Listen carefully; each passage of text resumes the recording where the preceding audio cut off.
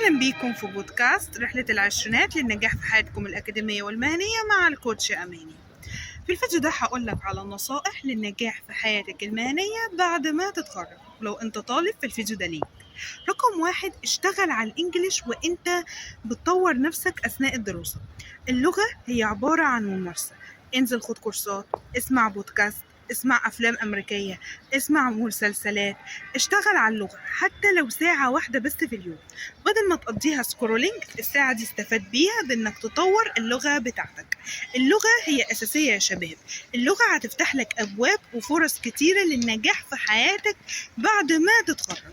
لذلك إذا سعيت واشتغلت على الإنجليش من وانت لسه طالب في الكلية هترتاح بعد ما تتخرج.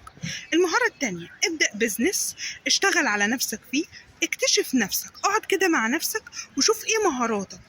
انزل ندوات، خد كورسات، جرب حاجات كتير حتى لو كلها فشلت فيها مش مهم. المهم انك تتعلم، المهم انك تعرف نفسك